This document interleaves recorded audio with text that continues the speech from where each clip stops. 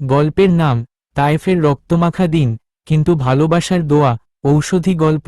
তায়েফের পথে হেঁটে চলেছেন আমাদের প্রিয় নবী মুহাম্মদ সাল্লাল্লাহু আলাইহি ওয়াসাল্লাম।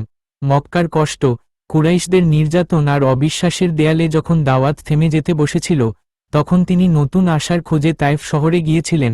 তিনি চেয়েছিলেন, তায়েফের লোকেরা যদি ইসলাম গ্রহণ নাও করে, অন্তত যেন কুরাইশের অত্যাচার থেকে কিছুটা নিরাপদ আশ্রয় পান।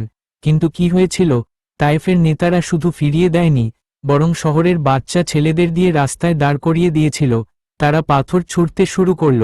পাথরে পাথরে রক্ত ঝরছিল নবীর পবিত্র শরীর থেকে, তার জুতা ভরে উঠছিল রক্তে। জিবরাইল আদিয়াল্লাহু তখন এসে বললেন, হে আল্লাহর রাসূল, আপনি চাইলে আমি 2 পাহাড় চাপিয়ে পুরো তায়েফ শহর ধ্বংস করে দিতে পারি। কিন্তু আমাদের নবী কি বললেন? তিনি চোখ তুলে আকাশের দিকে তাকিয়ে দোয়া করলেন, হে আল্লাহ, এরা জানে না, এদের ভুল ক্ষমা করে দাও। হতে পারে এদের পরবর্তী প্রজন্ম তোমার একাত্মবাদের পথে আসবে। এটাই ছিল তার রাহমাত, সর্বশ্রেষ্ঠ দয়া।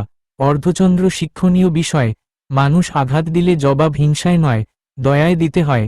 ইসলামের দাওয়াত কখনো কঠোর পথে নয়, বরং ধৈর্য ও ক্ষমার পথে।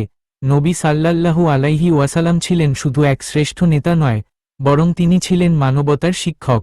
প্রিয় ভিউয়ার, গল্পটি ভালো লাগলে কমেন্ট করে জানাবেন ও লাইক করতে ভুলবেন না। সুন্দর সুন্দর গল্প, ইসলামিক গল্প পেতে চ্যানেলটি সাবস্ক্রাইব করে পাশে থাকুন। ধন্যবাদ।